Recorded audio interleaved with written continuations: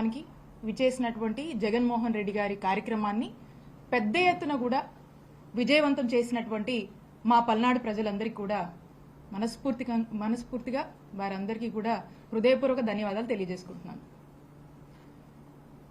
ఇటీవల కాలంలో మీరు చూస్తూ ఉన్నారు, మరి అన్ఫార్చునేట్లీ మేము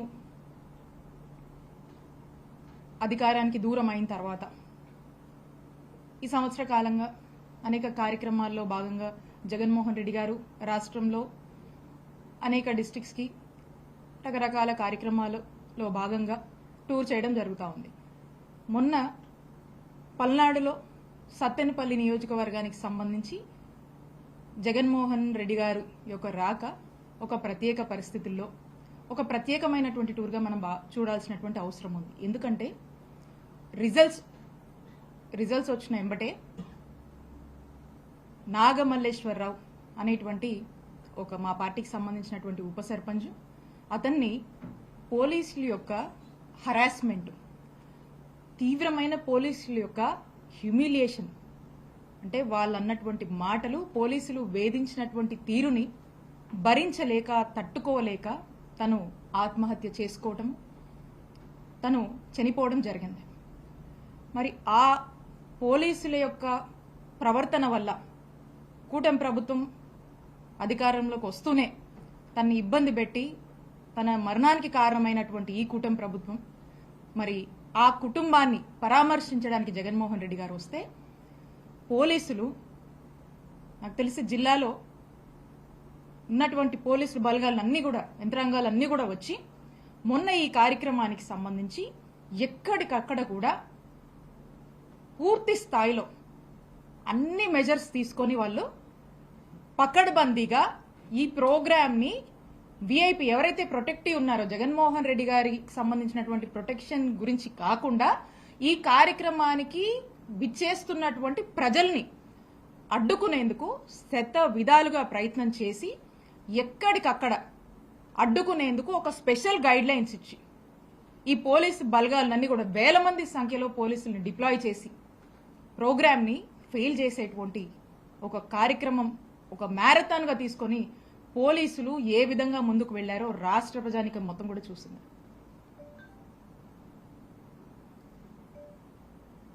ఒక 100 మందితోనే ఈ ప్రోగ్రాం చెయ్యాలని,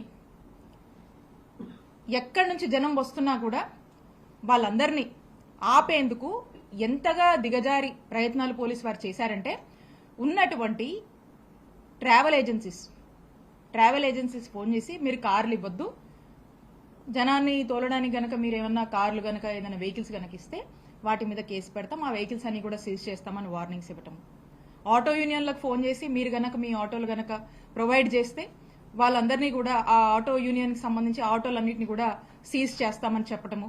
అలాగే పెట్రోల్ బంక్స్ని కూడా ఓపెన్ పెడితే ఎక్కడ జనము అధిక సంఖ్యలో బైక్స్లో మరి తరలి వస్తారేమో అని చెప్పేసి పెట్రోల్ బంక్స్ని కూడా మూసివేయటము. అలా అవకాశం ఉన్న ప్రతి చోట కూడా, అవకాశం ఉన్నటువంటి దాన్ని కూడా వాళ్ళు అడ్వాంటేజ్గా తీసుకొని ప్రజల్ని ఈ కార్యక్రమానికి దూరం చేసేందుకు చేయనటువంటి ప్రయత్నం అంటూ ఏదీ లేదు. అయినప్పటికీ కూడా ఎంతో పెద్ద ఎత్తున తండోపతండాలుగా జనం వచ్చి, ఇంత పెద్ద ఎత్తున జగన్మోహన్ రెడ్డి గారికి స్వచ్ఛందంగా జనం వచ్చి, ఎక్కడా కూడా మా పల్నాడు జిల్లాలో ఎక్కడ ఏ ఇన్ఛార్జ్ కూడా ఎవ్వరం కూడా ఒక కార్లు పెట్టడం కానీ, జనం మొబిలైజేషన్కి సంబంధించి వాళ్ళకు ఒక ఆయిల్ ప్రొవైడ్ చేయడం కానీ, వాళ్ళకి ఏదైనా ఆటోలో లేకపోతే other means of transport provide చేయడం కానీ ఎక్కడ కూడా జరగలేదు. ఎందుకంటే ఈ దేశంలోనే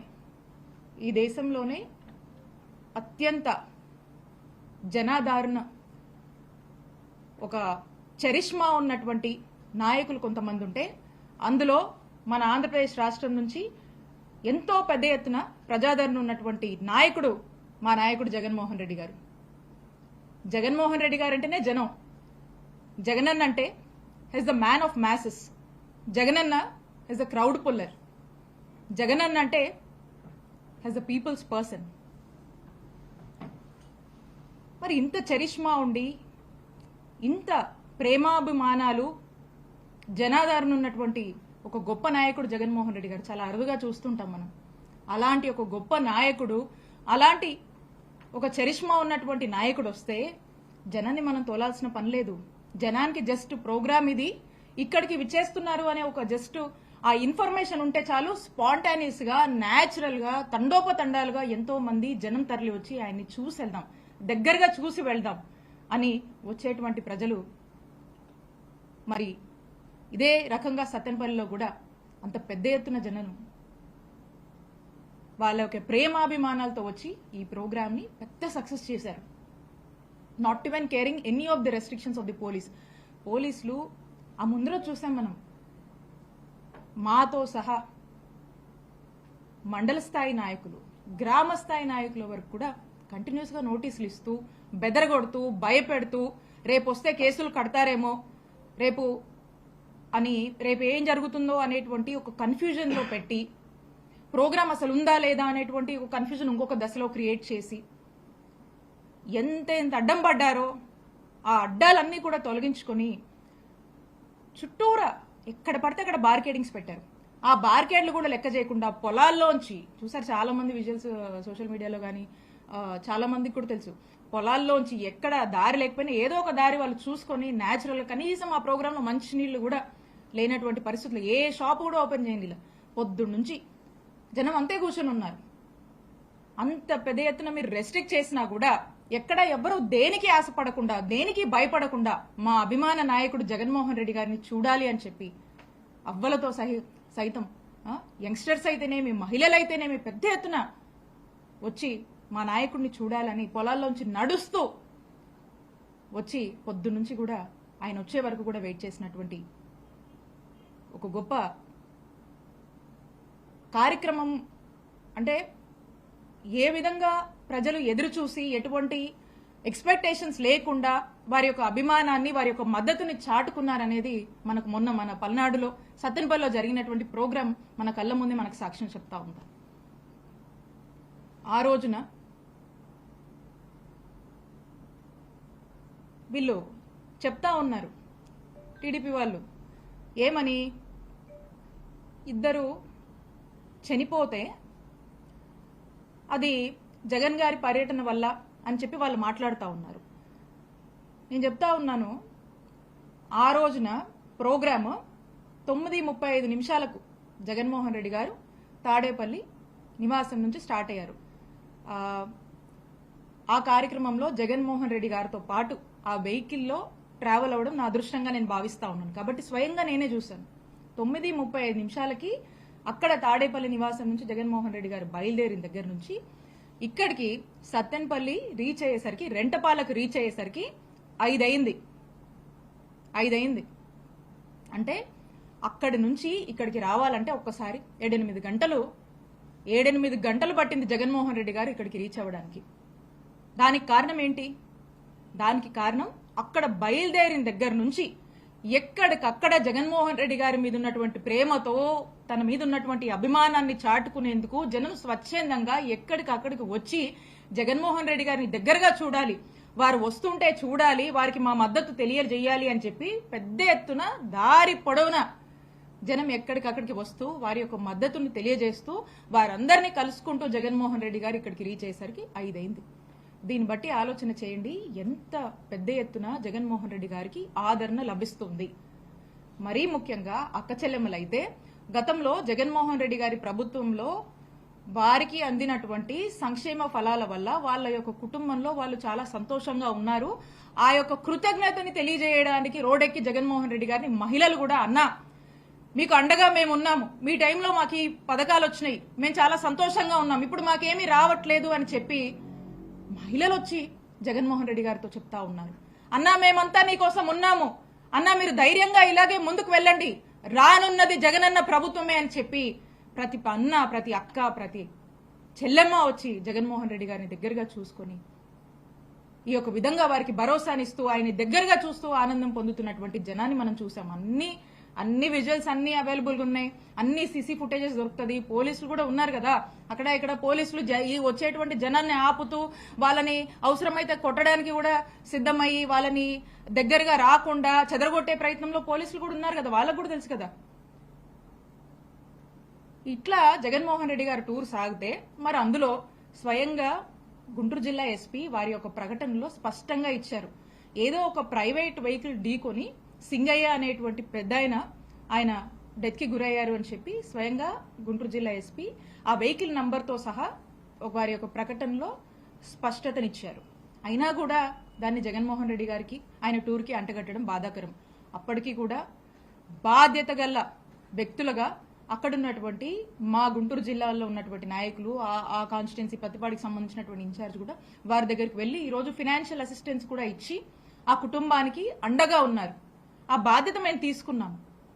అలానే సతన్పల్లిలో మేము రీచ్ అయ్యేసరికి సీసీటీవీ ఫుటేజ్ కూడా చాలా మంది చూశారు. అక్కడ ఒక యువకుడు 27 ఇయర్స్ సంబంధించినటువంటి ఆ యువకుడుకు సంబంధించి అతను ఒక షాప్ కింద అక్కడ కూర్చొని తనకి ఊపిరాడక కొంచెం బ్రీతింగ్ ప్రాబ్లం అయ్యి హార్ట్ అరెస్ట్ అయిపోయి అతను అక్కడ పడిపోయాడు. అక్కడ ఎంబటే నియరెస్ట్ హాస్పిటల్ కి తీసుకువెళ్లేసరికి అతను చనిపోవడం జరిగింది. ఆ విషయం తెలుసుకుని అక్కడ కూడా ఆ కార్యక్రమం అయిపోయాక మాకు బాధ్యత ఉంది కాబట్టి మేము అక్కడ ఉన్నటువంటి ఆ ఇన్ఛార్జ్ ఆ అబ్బాయి జయవర్ధన్ రెడ్డి ఆ అబ్బాయి దగ్గరికి వెళ్లి వారి కుటుంబానికి భరోసానిచ్చి వాళ్ళని పరామర్శించి మేము రావడం జరిగింది. ఆ తర్వాత అక్కడ ఉన్నటువంటి ఆ ఇన్ఛార్జ్ సుధీర్ భార్గవ్ రెడ్డి గారు కూడా ఆ యొక్క అంత్యక్రియల కార్యక్రమంలో కూడా పాల్గొని వాళ్ళందరికీ కూడా ఫైనాన్షియల్ అసిస్టెన్స్ కూడా ప్రొవైడ్ చేయడం జరిగింది. ఎందుకంటే అది ఆ టైంలో అక్కడ జరిగింది కాబట్టి మేము క్యాన్వై రీచ్ అవ్వక ముందుకే ఇది జరిగి ఉంది కాబట్టి అయినప్పటికీ కూడా మేము బాధ్యతగా ఉన్నాం కాబట్టి ఆ బాధ్యత మేరకు ఆ కుటుంబాన్ని మేము పరామర్శించి రావడం జరిగింది. ఈ రోజున దీన్ని పట్టుకొని జగన్మోహన్ రెడ్డి గారికి ఇంత జనం వచ్చారు. వైఎస్ఆర్ కాంగ్రెస్ పార్టీకి పెద్ద ఎత్తున గ్రాఫ్ పెరుగుతుంది. ఎక్కడ చూసినా రాష్ట్రంలో నలుమూలల నుంచి ఎక్కడికి జగన్మోహన్ రెడ్డి గారు వెళ్లి అడుగుపెట్టినా అక్కడ ఆ ప్రాంత ప్రజల నుంచి వస్తున్నటువంటి రెస్పాన్స్ కానీ పీపుల్ నుంచి జగన్మోహన్ రెడ్డి గారి మీద వాళ్ళు వ్యక్తపరుస్తున్నటువంటి నమ్మకం కావచ్చు. రీసెంట్ గా పొదిలి ప్రోగ్రామే రీసెంట్ టైమ్స్ లో పొదిలి ప్రోగ్రామే చెప్పొచ్చు. ఎంత పెద్ద ఎత్తున వైఎస్ఆర్ కాంగ్రెస్ పార్టీ గ్రాఫ్ పెరుగుతుంది. జగన్మోహన్ రెడ్డి గారి మీద ప్రజలకు ఎంతటి అభిమానం ఉంది. జగన్మోహన్ రెడ్డి గారు మాట అంటే మాటే, ఆయన చెప్పింది చేస్తారు అనేటువంటి ఒక నమ్మకాన్ని రోడెక్కి అలాగే ఈ ప్రభుత్వం కూటమి ప్రభుత్వం వచ్చాక చంద్రబాబు నాయుడు గారు చెప్పినటువంటి ప్రతి మాట కూడా తప్పుతున్నారు, ప్రజల్ని మోసం చేస్తున్నారు. చంద్రబాబు నాయుడు గారి ప్రభుత్వం ఫెయిల్ అయ్యింది, ప్రజల్ని మోసం చేస్తున్నారు అని రోడెక్కి జగన్మోహన్ రెడ్డి గారికి వాళ్ళ యొక్క అభిమానాన్ని జగన్మోహన్ రెడ్డి గారి పట్ల తెలుపుతూ జగనన్న అంటేనే నమ్మకం, జగనన్న మాట అంటేనే నమ్మకం, ఆయన చెప్పినటువంటి ప్రతి ఒక్కటి కూడా నెరవేర్చారు. ఈ ప్రభుత్వం మోసం చేస్తుంది, చంద్రబాబు నాయుడు గారి ప్రభుత్వం మోసం చేస్తుంది అని రోడెక్కి చెప్తున్నారు అనేటిది మనకు స్పష్టం అవుతా ఉంది. అలాగే గతంలో మనం చూసుకున్నాం, ఇన్ని మాట్లాడుతున్నారు కదా టీడీపీ వాళ్ళు. చంద్రబాబు నాయుడు గారు గతంలో మరి పుష్కరాల టైంలో మనం చూసాము. అక్కడికి వెళ్ళినప్పుడు గోదావరి పుష్కరాల్లో వెళ్ళినప్పుడు అక్కడికి దాదాపు ఎంతమంది అండి 29 మంది చనిపోయారు. పుష్కరాల్లో భాగంగా తనకున్నటువంటి ప్రచార యావలో భాగంగా 29 మందిని బలికొన్నారు ఆ కార్యక్రమంలో. అలాగే రా కదలరా అని చెప్పేసి ఇరుకు సందుల్లో ప్రోగ్రాం పెడితే జనం ఎక్కువ కనిపిస్తారు, వాళ్ళ యొక్క డ్రోన్ కెమెరా షాట్స్ కి కావచ్చు, వాళ్ళ ఆర్భాటాన్ని చూపించుకోవడానికి ఇరుకు సందులో ప్రోగ్రాం పెట్టి చంద్రబాబు నాయుడు గారు అప్పుడు ఎంతమందిని బలిగొన్నారండి? ఆ టైంలో కందుకూరులో 8 మంది చనిపోయారు. అంతెందుకు, మన గుంటూరులో ఉయ్యూరు ఫౌండేషన్ లో చీరలు పంచుతామని అమాయకపు మహిళలకు ఆశ చూపి ఆ కార్యక్రమంలో మరి వాళ్ళు పాల్గొంటే తొక్కిస్లాట్ అయిపోయి 3 చనిపోయారు. కనీసం పట్టించుకోలేదు. మేమందరం వెళ్ళాం ఆ రోజు. 3 మహిళలు చనిపోయారు ఆ రోజున. తిరుపతిలో మనం చూసాము, ఆ క్యూ లైన్ లో మరి 6 చనిపోయారు. దాదాపు 53 మందికి పైగా చంద్రబాబు నాయుడు గారి కార్యక్రమాల వల్ల ఆయన యొక్క ప్రచార యావకు బలైపోయినటువంటి వారు. నేను అడుగుతా ఉన్నాను చంద్రబాబు నాయుడు గారిని, మరి ఈ హత్యలన్నీ ఏంటి? చంద్రబాబు నాయుడు గారు వీటికి సమాధానం చెప్పాలి, ఖచ్చితంగా వీటికి సమాధానం చెప్పాలి.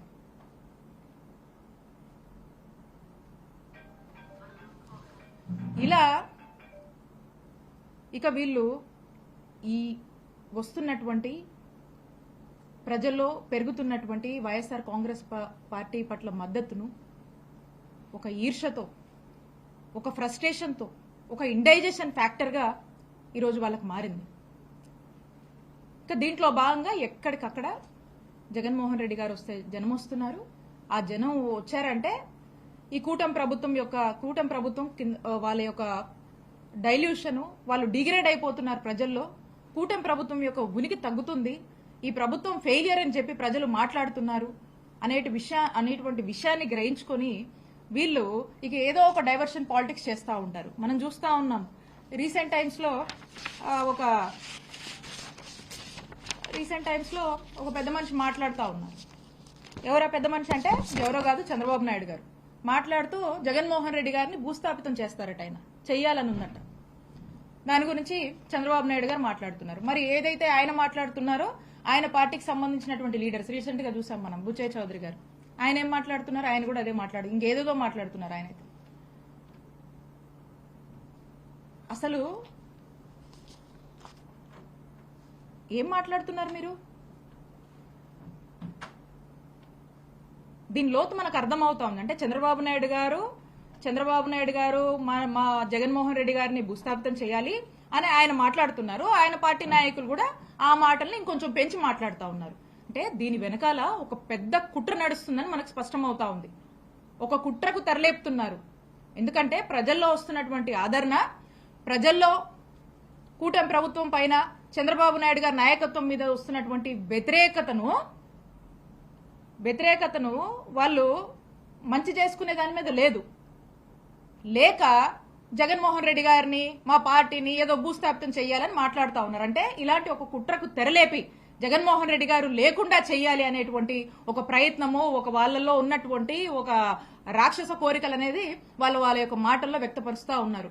కాబట్టి నేను చెప్తా ఉన్నాను, మీరు ఈ రోజున మీరు హామీలు ఇచ్చిన, మీరు మాట్లాడినటువంటి, మీరు చంద్రబాబు నాయుడు గారు ప్రజలకు ఏదైతే సూపర్ 6 అని హామీ ఇచ్చాడో ఆ హామీలను జగన్మోహన్ రెడ్డి గారు జనాల్లోకి వచ్చి ప్రశ్నిస్తూ ఉంటే, లేదా మా నాయకులు వైఎస్ఆర్ కాంగ్రెస్ పార్టీ వాళ్ళు అనేక ప్లాట్ఫామ్స్ లో ప్రశ్నిస్తే మరి వాళ్ళ మీద కేసులు కడతా ఉన్నారు, వాళ్ళని నానా స్టేషన్లకు తిప్పి రకరకాల ఇబ్బందులు పెడుతున్నారు కదా.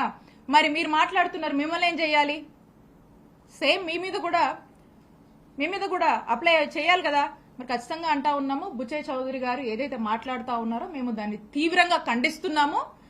మీ మీద కూడా, మీరు ఇలా మాట్లాడుతున్నందుకు మీ మీద కూడా తగిన చర్యలు తీసుకోవాలని మేము డిమాండ్ చేస్తా ఉన్నాము.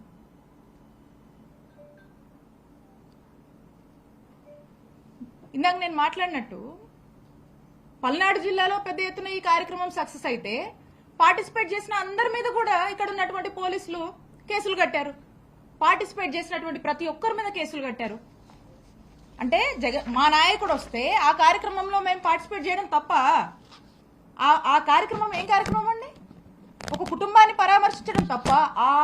ఆ చనిపోయినటువంటి తొందరలోనే ఇంకా స్పష్టమవుతుంది. ఈ ప్రభుత్వానికి, చంద్రబాబు నాయుడు గారికి ఇంకా స్పష్టం అవబోతుందని తెలియజేస్తున్నాం.